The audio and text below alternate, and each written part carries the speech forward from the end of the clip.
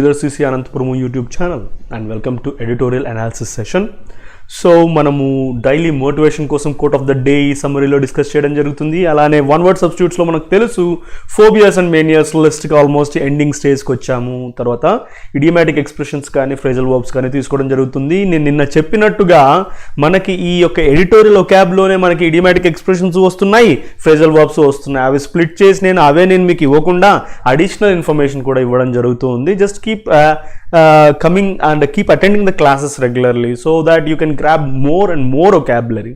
So next editorial vocab toughest vocab pick చేసి దానికి సంబంధించిన మీనింగ్స్ సినోనిమ్స్ ఇవ్వడము జరుగుతుంది. అండ్ నెక్స్ట్ ఈ రోజుకి సంబంధించిన ఎడిటోరియల్ రిలేటెడ్గా అనాలిసిస్ కూడా ఉంటుంది. And last but not the least test of the day మనకి రెగ్యులర్గా ఇప్పుడు ప్రస్తుతానికి నేను ఏమిటి ఫోకస్ చేస్తున్నానంటే టెస్ట్ ఆఫ్ ద డేలో మనకి ప్రిలిమ్స్ లెవెల్కి కావాల్సినటువంటి మోడల్స్ని పిక్ చేసి ఈజీగా ఎలా క్రాక్ చేయొచ్చు అనేటటువంటి దాని మీద ఫోకస్ చేయడం జరుగుతుంది. Okay guys, let's get to the quote of the day. So ఏం తీసుకొని వచ్చాము ఈరోజు? Winners are not people and who never fail but people who never quit. ఎంత అద్భుతంగా ఉంది చూడండి ఒక్కసారి. విన్నర్స్ ఎలాంటి వాళ్ళంట? ఎప్పుడు కూడా ఫెయిల్ కానటువంటి వాళ్ళు కాదు. అంటే ఏంటి? సో వాళ్ళు కూడా ఫెయిల్ అయినటువంటి వాళ్ళే, ఫెయిల్ అయినా కూడా క్విట్ చేయనటువంటి వాళ్ళే విన్నర్స్గా నిలబడతారు. This is to you people. So ఎవరైతే ఎగ్జామ్స్ రాస్తూ సో జాబ్ రాక so number of times fail అయిపోయి ఉన్నారు, అంటే లైక్ సో అంటే జాబ్ రాకపోకుండా ఉందో, సో అలాంటి వాళ్ళు దాంట్లో around 70% of the people they give up. అంటే ఏంటి? సో ఇంక అయిపోయింది, నా పని అయిపోయింది, ఇంకా నేను చేయలేను, నాకు జాబ్ రాదు అని చెప్పి ఫిక్స్ అయినటువంటి వాళ్ళే 70% ఆఫ్ ద పీపుల్ ఉంటారు. కానీ ఆ నెక్స్ట్ స్టెప్లోనే అంటే వాళ్ళ యొక్క ప్రిపరేషన్ ఒక పీక్ స్టేజ్కి వెళ్ళి ఉంటుంది, అది వాళ్ళు అర్థం చేసుకునేటటువంటి స్థితిలో ఉంటారు, డిప్రెషన్లోకి వెళ్ళిపోయి అక్కడికి క్విట్ చేసేస్తారు. కానీ ఆ నెక్స్ట్ స్టెప్లోనే వాళ్ళ సక్సెస్ ఉంటుందేమో అనేటటువంటి ఆలోచన వాళ్ళు తీసుకోలేరు. సో టయర్డ్ అయిపోతారు, డిప్రెస్ అయిపోతారు, సో స్టాప్ చేసేస్తారు, క్విట్ చేసేస్తారు. They can't be winners never quit, quitters never win అనేటటువంటి ఫేమస్ కొటేషన్ మీరు వినే ఉంటారు. విన్నర్స్ ఎప్పుడు క్విట్ చేయరు, క్విట్టర్స్ ఎప్పుడు విన్ కారు అనేటటువంటి ఒక స్టేట్మెంట్ కూడా మనకు తెలుసు. సో కాబట్టి ఎవరైతే క్విట్ చేయరో వాళ్ళే విన్ అవుతారు. ఫెయిల్ అయినటువంటి వాళ్ళు అంటే ఎప్పుడు ఫెయిల్ కానటువంటి వాళ్ళు విన్నర్స్ అని కాదు అర్థము. ఎప్పుడు క్విట్ చేయనటువంటి వాళ్ళు విన్నర్స్ అవుతారు, జాబ్ హోల్డర్స్ అవుతారు, గోల్ అచీవర్స్ అవుతారు. I hope you people also be in that list. Right, let's get to phobias list అండి. నోవర్కోఫోబియా ఏంటిది?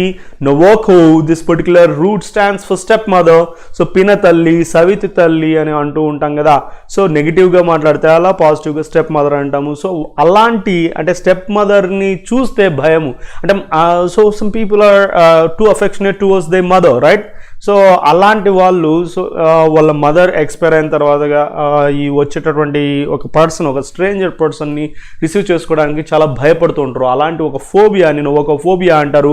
Next nyctophobia almost night, NYT అనేది గుర్తుపెట్టుకున్నట్టయితే nyctophobia is the fear of the night or darkness.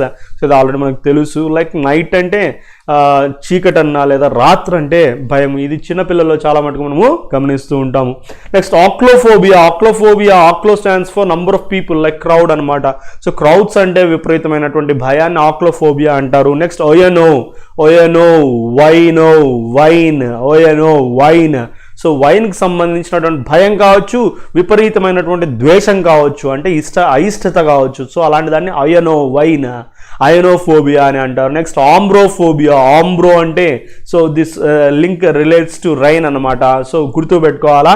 So రైన్కి సంబంధించిన అంటే వర్షం అంటే భయం. ఎవరుంటారంటే అలాంటి వాళ్ళు అని అనుకోద్దండి, ఉండేవాళ్ళు కూడా ఉంటారు. నెక్స్ట్ మేనియాస్ లిస్ట్కి వెళ్ళిపోదామా మరి. సో ఇక్కడ మేనియాస్ ఏం తీసుకుని వచ్చామంటే నాస్టోమేనియా అంటే సో ఎప్పుడు కూడా ఫెమిలియర్ ప్లేసెస్కి వెళ్ళాలి అనేటటువంటి అబ్నార్మల్ అబ్సెషన్, అబ్నార్మల్ డిజైర్ని నాస్టోమేనియా అంటారు. నొస్టాల్జియా అనేటటువంటి వర్డ్ మనము వినింటాము. సో నొస్టాల్జియా అంటే thinking about past events or memories అనేటటువంటి దాన్ని నొస్టాల్జియా అంటారు. అంటే పాత విషయాలను గుర్తు తెచ్చుకోవడము నొస్టాల్జియా అంటారు. నొస్టోమేనియా అంటే పాత ప్లేసెస్కి వెళ్ళాలి అనేటటువంటి ఒక అబ్నార్మల్ డిజైర్ని నొస్టోమేనియా అంటారు. Next nymphomania. సో ఇది ఆల్రెడీ మనకు వచ్చి ఉంది. సో ఏంటి? Abnormal sexual desire. సో విపరీతమైనటువంటి సెక్సువల్ డిజైర్స్ కలిగి ఉంటే అది నింఫోమేనియా అంటారు. అటువంటి పర్సన్ నింఫోమేనియాక్ అని అనడం జరుగుతుంది. ఓయనోమేనియా ఇంతకుముందే చెప్పుకున్నాం. Oeno, vino, wine. So obsession or craze for wine అంటే విపరీతమైనటువంటి ఇష్టం. సో ఆబ్సెషన్, ఎప్పుడు దాని గురించి ఆలోచన, అది తీసుకోవాలనేటటువంటి ఒక ఫీలింగ్ని ఐనోమేనియా అంటారు. నెక్స్ట్ అలిగోమేనియా. అలిగో అంటే కన్నా ఫ్యూ అనే అర్థం వస్తుంది. Oligo stands for few. So కొన్ని థాట్స్, కొన్ని ఆలోచనలు, కొన్ని ఐడియాస్ గురించినటువంటి ఆబ్సెషన్ని అలిగోమేనియా అని అంటారు. Next oniomania. Onio stands for purchasing. So ఎప్పుడు పర్చేస్ చేయాలి అనేటటువంటి ఒక ఒబ్సెషన్ని, సో దాన్ని ఆ మేనియాని అనియోమేనియా అని అనడం జరుగుతుంది. నెక్స్ట్ ఈరోజు ఫ్రేజల్ వర్బ్స్ ఏం తీసుకుని వచ్చాం, జీలో ఉన్నాము. మీరు రెగ్యులర్గా ఫాలో అవుతుంటే ఆల్మోస్ట్ మనము very important phrasal verbs pick చేసుకుని అవి తీసుకుంటూ ఉన్నాము. గెట్ అవే, గెట్ అవే అంటే ఏంటి, ఎస్కేప్ అంటే సో తప్పించుకొని పారిపోవడం. The robbers got away black car. ఏమైందంట, రాబర్ట్స్ సో బ్లాక్ కార్ లో ఎస్కేప్ అవడం జరిగింది. Get by. సో ఇది కొద్దిగా గుర్తుపెట్టుకోవాలి. గెట్ అవే అనేది, అవే అంటేనే దూరము, సో గుర్తుపెట్టుకునే అవకాశం ఉంది. గెట్ బై అంటే manage or to cope or to survive. So manage చేయడము లేదా మేనేజ్ టు కోప్. సో ఎవరికైనా అడ్జస్ట్ అవ్వడానికి మేనేజ్ చేయడము లేదా సర్వైవ్ అవ్వడం. It's difficult to get by on a low salary. So లో శాలరీతో అడ్జస్ట్ కావడము అంటే ఎస్పెషల్లీ మేనేజ్ చేయడము లేదా సర్వైవ్ అవ్వడము కష్టమైనటువంటి పరిస్థితి. It's difficult to survive on a low salary అనే దాని బదులు గెట్ బై అంటే you know more, you know better than many others కదా. సో అక్కడ so it's difficult to get by on a low salary అంటే it's difficult to survive on low salary. Next get in. So ఇక్కడ చిన్న difference అండి, get ఇన్కి ఇంటూకి జాగ్రత్తగా అర్థం చేసుకో. Get in అన్నా ఎంటరే, గెట్ ఇన్ టు అన్నా కూడా ఎంటరే, కానీ డిఫరెన్స్ ఎక్కడ వస్తుంది అబ్బా అంటే, సో గెట్ ఇన్కి మనకి నౌన్ అవసరం లేదు. హే ప్లీజ్ గెట్ ఇన్ అని అనేస్తాం కదా. సో కానీ get in to, hey get in to అని అనము. అర్థమవుతుందా? గెట్ ఇన్ టు వచ్చిందంటే దానికి నౌన్ యాడ్ చేయాల్సి వస్తుంది. Get in to the house, get in to the car. అర్థమవుతుందా? గెట్ ఇన్ ద కార్ అనము, get in to the car అంటాము. So please get in అంటాము, నౌన్ రాదు. ఆ డిఫరెన్స్ మనం అబ్జర్వ్ చేయాలి. Get in, how did the thief get in, వాడు లోపలికి ఎలా ఎంటర్ అయ్యాడు. How did the thief get in to the house, ఇంటిలోకి ఎలా ఎంటర్ అయ్యాడు. డిఫరెన్స్ ఉంది కదా, జాగ్రత్త. నెక్స్ట్ గెట్ ఆఫ్ అంటే ఏంటి, లీవ్. సో ఎస్పెషలీ బస్లో కానీ ట్రైన్లో కానీ బయటికి రావడము. లేదా ఇంకొక మీనింగ్ కూడా ఉందండి, రిమూవ్ అంటే కన్నా సో తొలగించడము అనేటటువంటి మీనింగ్ కూడా వస్తుంది. రెండు ఎగ్జాంపుల్స్ చూద్దాము. We should get off the bus at the main market of the town. Town సంబంధించిన మెయిన్ మార్కెట్లో నువ్వు దిగాల్సినటువంటి అవసరం ఉంది. లీవ్ అంటే అక్కడ నుంచి బయటికి వెళ్ళాల్సిన అవసరం ఉంది. So next you can't get at the stain off, split అవుతోంది ఈ ఫ్రాగ్మెంట్, జాగ్రత్త. She can't get the stain off her sweater. She can't get off the stain అంటే మీనింగ్ ఎగిరిపోతుంది. So she can't get the stain off అంటే నా స్టెయిన్ని sweater మీద నుంచి తీసివేయలేకపోతుంది, ఆమె తీయలేకపోయింది అనేటువంటి మీనింగ్ ఇది ఇస్తుంది. అంటే రిమూవ్ అనే మీనింగ్తో కూడా గెట్ ఆఫ్ యూస్ చేస్తాం అనేది అర్థం చేసుకోవాలా. నెక్స్ట్ ఈరోజు వొకాబులరీకి వెళ్ళిపోదామా. సో వొకాబులరీ నెంబర్ ఆఫ్ వచ్చాయి చూద్దాం. రన్నింగ్ మేట్ అంట. రన్నింగ్ మేట్ అంటే క్లాస్మేట్ ఇలా అంటూ ఉంటాం కదా. సో ఇక్కడ రన్నింగ్ మేట్ ఏంటి అంటే the person who runs with someone in an election and who is given the less important position if they are elected. So what does that mean? So అర్థం చేసుకోవాలా. So ఎవరైతే ఇంకొక వ్యక్తితో పాటు ఎలక్షన్లో పార్టిసిపేట్ చేస్తూ కొద్దిగా తక్కువ పొజిషన్, అంటే ఇప్పుడు ప్రెసిడెన్షియల్ ఎలక్షన్స్ జరిగినప్పుడు ప్రెసిడెంట్ ఎలక్షన్స్తో పాటుగా పార్టిసిపేట్ చేయడము, దాని తర్వాత రన్నింగ్ మేట్ అంటే కన్నా పక్కనే రన్ చేస్తూ ఉంటారు ఎలక్షన్లో. సో వాళ్ళు less important position like vice president లాంటివి ఇచ్చేటటువంటి పర్సన్ని రన్నింగ్ మేట్ అంటారు. Next presumptive nominee. ప్రెజంప్టివ్ అంటే కన్నా ఎక్స్పెక్టెడ్ అనే మీనింగ్ వస్తుంది. ఇక్కడ యుఎస్ ఎలక్షన్స్లో ప్రెజంప్టివ్ నామినీ అంటే ఎవరంటే presidential candidate who is assume to be their party's nominee but has not yet been formally. So ఫార్మల్గా అనౌన్స్ చేయకపోయినప్పటికీ ప్రెసిడెన్షియల్ క్యాండిడేట్ అజ్యూమ్ చేసినటువంటి ఒక పార్టీ నామినీని ప్రెజంప్టివ్ నామినీ అని అంటారు. డిసెంట్ అంటే కన్నా పైన నుంచి కిందికి రావడం, అసెంట్ డిసెంట్. సో అలాంటి మీనింగ్ వస్తుంది. తర్వాత లీనియేజ్, ప్యారెంటేజ్ అంటే సో ఈ యొక్క ఇన్హెరిటెన్స్ అనేటటువంటి మీనింగ్ కూడా వస్తుంది. నెక్స్ట్ పరంపర, వంశ పారంపర్యం అంటారు కదా, అలాంటి మీనింగ్ వస్తుంది. ఫిలిప్, PHILIPI అనేది నేమ్ అవుద్దండి. FILLIP ఫిలిప్ అనేది స్టిమ్యులస్, బూస్ట్, ఎంకరేజ్మెంట్ అనే మీనింగ్ ఈ యొక్క ఫిలిప్ ఇస్తుంది. హెయిల్ ఫ్రమ్, ఎక్కడి నుంచి, హెయిల్ ఫ్రమ్ అంటాం అనమాట. So next make a name for oneself. Make a name for oneself అనేది idiomatic expression. So you can see idiomatic expressions కూడా ఎడిటోరియల్లో నుంచే వస్తూ ఉన్నాయి.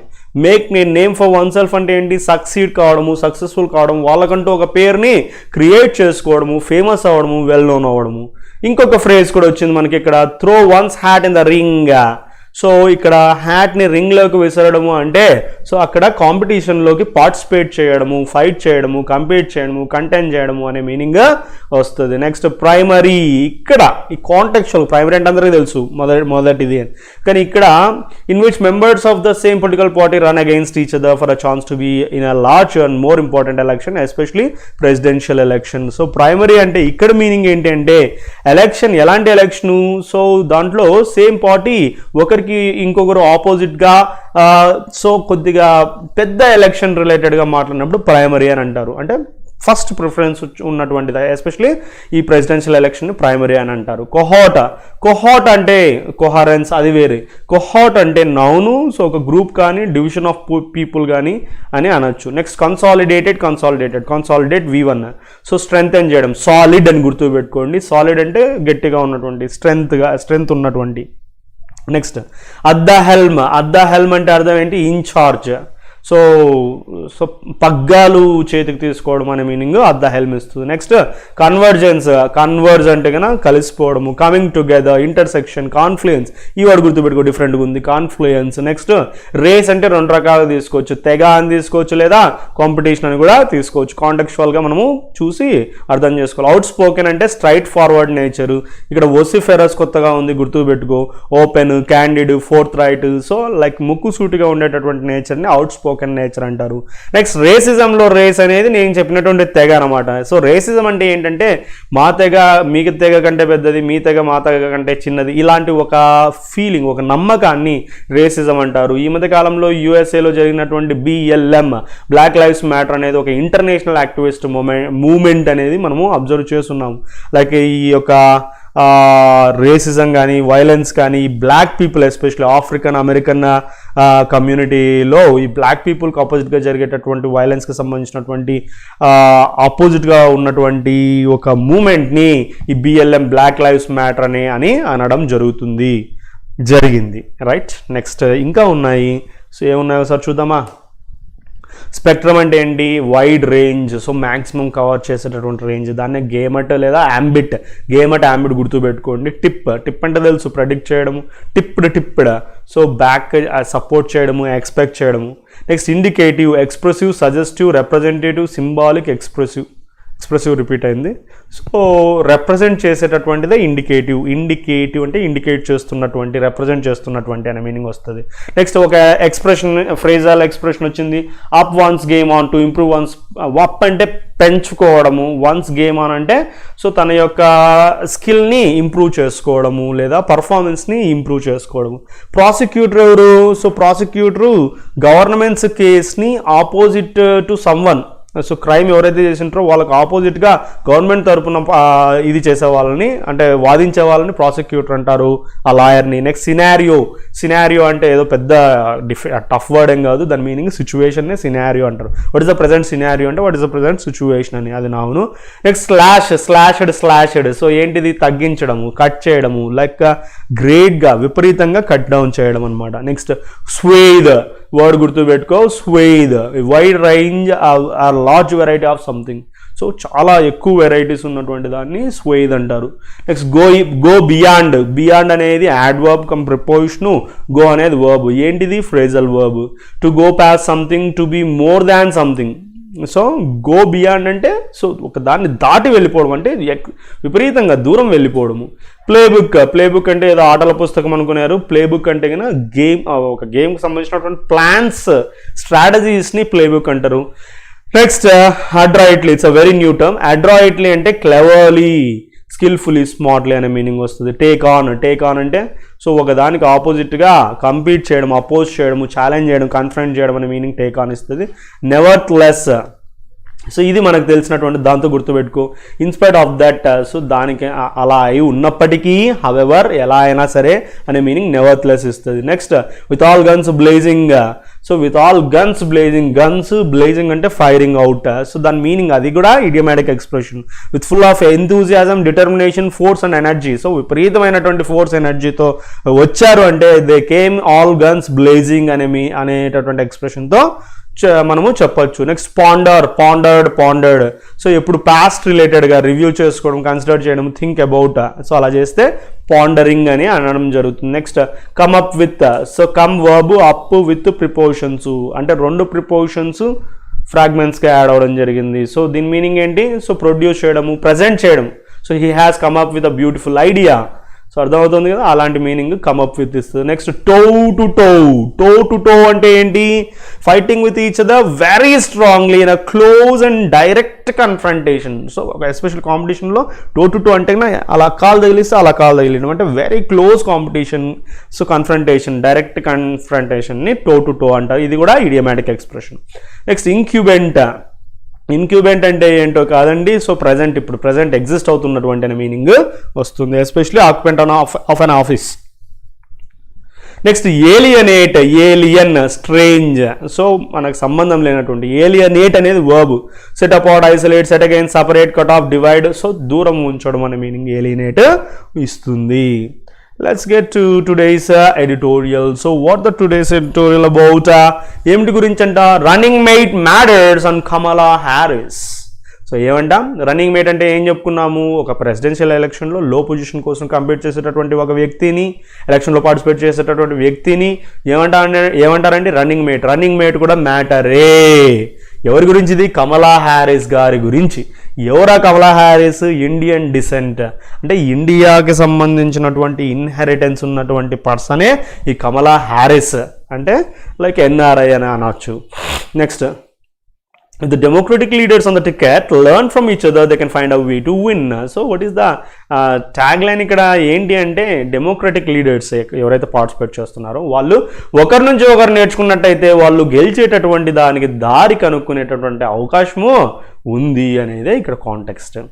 Present to US Democratic nominee and former Vice President Joe Biden has picked Kamala Harris, senator from California of Indian descent, as his vice presidential running mate. A Philip to his party's connect with African Americans, the Indian American community, women, and it's a core base of mainstream liberals.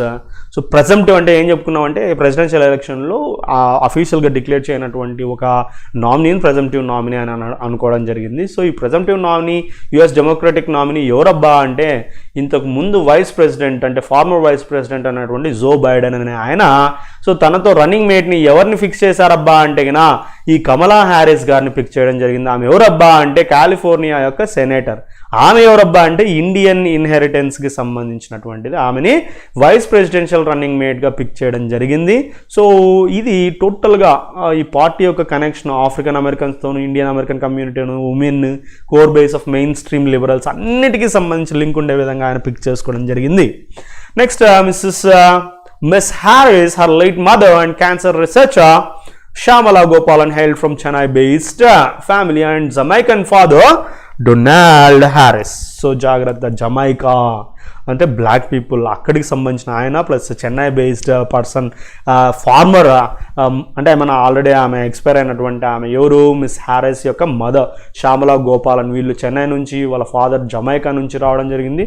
ఆయన ఎవరబ్బా అంటే retired professor. So she made a name for her self as a tough lawyer. So ఎవరు? ఈ Harris గారు, ఎవరు? కమలా Harris గారు already తన యొక్క నేమ్ క్రియేట్ చేసుకున్నారు ఒక టఫ్ లాయర్గా, పొలిటికలీ అంబిషియస్ పర్సన్గా, to make her throw her hat in the ring as a Biden challenger in the Democratic primaries. So ఈ ఛాలెంజ్కి కూడా రెడీ అయ్యేటటువంటి ఒక స్థితికి ఆమె వచ్చి ఉన్నారు already. In a close parallel to former President Barack Obama picking his Democratic primaries rival Hillary Clinton for Secretary of State, Mr. Biden chose Mrs. Harris from amidst a cohort of strong candidates including former NSA Susan Rice and Senator from Massachusetts Elizabeth Warren. So ఇక్కడ కొద్దిగా ప్యారలల్గా మనం observe చేసినట్టయితే last time Barack Obama గారు so తన యొక్క so opponent అయినటువంటి ఈ హిలరీ క్లింటన్ గారిని సెక్రటరీ ఆఫ్ స్టేట్గా ఎలా అయితే పిక్ చేసుకున్నారో ఇక్కడ బైడెన్ గారు కూడా ఏం చేశారంటే మిస్ హ్యారిస్ని సో చాలామంది స్ట్రాంగ్ క్యాండిడేట్స్ ఎస్పెషలీ ఎవరెవరు ఉన్నారు, ఎన్ఎస్ఏ సుసాన్ రైస్ గారు ఉన్నారు, senator from Massachusetts Elizabeth Warren గారు ఉన్నారు. వాళ్ళందరిలోనూ ఈ పర్టికులర్ కమలా హ్యారిస్ గారిని పిక్ చేసుకోవడం జరిగింది. Some kind of parallel thing అని చెప్పి చెప్పొచ్చు. In picking Ms. Harris, Mr. Biden has consolidated his position at the helm of the Democratic Party mainstream, ensuring a convergence of views with his vice presidential nominee on race elections, policing and criminal justice reform, immigration, the healthcare insurance industry and education policy. So ఇక్కడ so ఈ Biden గారు తీసుకున్నటువంటి step ఏదైతే ఉందో అది consolidate చేయడం జరిగింది తన యొక్క పొజిషన్ని డెమోక్రటిక్ పార్టీలో. సో ఎలా అంటే ఎన్ష్యూర్ అనేది చేయడం జరిగింది. ఏమేమిటిది? So convergence of views with his vice presidential nominee. So ఇక్కడ జరుగుతున్న రేస్ రిలేషన్స్ పాలసీస్ చేసేటటువంటి process, criminal justice reforms, immigration, health care, వీటన్నిటి పట్ల, ఎడ్యుకేషన్ పాలసీ పట్ల ఒక గ్రిప్ ఉన్నటువంటి పర్సన్నే పిక్ చేసుకున్నారంటే ఒపీనియన్కి అందరూ వెళ్ళేటటువంటి అవకాశం ఉంది. సో కాబట్టి సో తన యొక్క పొజిషన్ని కన్సాలిడేట్ చేసుకోవడం జరిగింది. The timing of our selection could not be better as an out spoken leader on racism and a woman of color. The symbolism of Mr. Biden picking her will offer hope to many, including Black Lives Matter activists. So ఇప్పుడు ఇంతకంటే మంచి time అయితే ఏది కూడా రాదు ఈ particular పర్సన్ని select చేసుకోవడానికి. ఎందుకంటే ఆమె ఒక అవుట్ స్పోకెన్ లీడర్ రేసిజం పట్ల, అంతేకాకుండా women of colour related, colour అంటే లైక్ బ్లాక్ పీపుల్కి సంబంధించి. సో ఈ సింబాలిజం అనేది ఆమెను పిక్ చేసుకోవడానికి ఇది ఈ బ్లాక్ లైవ్స్ మ్యాటర్ యాక్టివిస్ట్ని కూడా సో ఖచ్చితంగా ఏమి ఒక హోప్ని ఆఫర్ చేసినట్టుగానే మనకి తెలుస్తూ ఉంది. Ms. Harris will not only bring to the Biden ticket her broad appeal across the Democratic spectrum, but at 55 will help tip the overall age profile of a potential future Democratic White House in the right direction.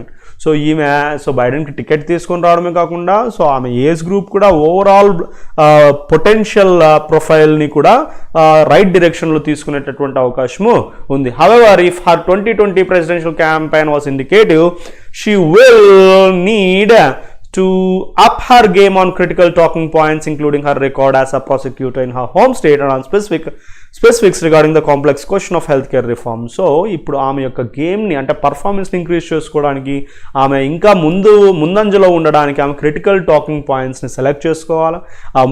So already she is a prosecutor home స్టేట్లో. So ఈ details complex question అయినటువంటి ఇప్పుడు ప్రస్తుతానికి ఉన్నటువంటి complex question health care system రిఫార్మ్స్కి సంబంధించిన ఆమె మాట్లాడినట్టయితే definitely it will be very helpful for her winning in the game అనేది మనకు అర్థమవుతోంది. More broadly, she and Mr. Biden will have to be prepared for an unusual campaign endgame scenario with less than 3 months before election day. So ఇప్పుడైతే మటుకు ఈమె తర్వాత Biden so ఒక unusual క్యాంపెయిన్కి అయితే ready కావాలి. ఎందుకంటే 3 months టైమే ఉంది ఎలక్షన్కి.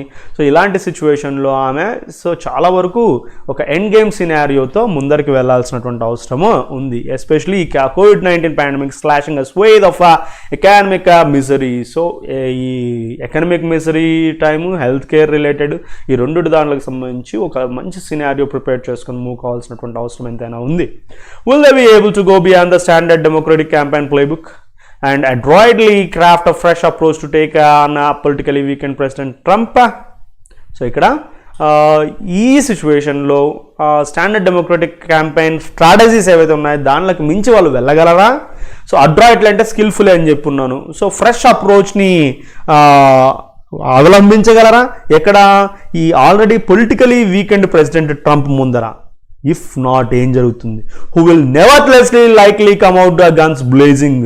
కొద్దిగా మిస్ఫైర్ అయినా ఈ ట్రంప్ మటుకు so he comes out guns blazing అంటే సో ఫుల్ ఫోర్స్ అండ్ ఎనర్జీతో ఆయన ముందరకు వచ్చే అవకాశం ఉంది. కాబట్టి వీళ్ళు ఖచ్చితంగా చేయాల్సినటువంటి అవసరం ఉంది. సో ఒక కొత్త ఫ్రెష్ అప్రోచ్తో ముందరకు పోవాల్సిన అవసరం ఉంది.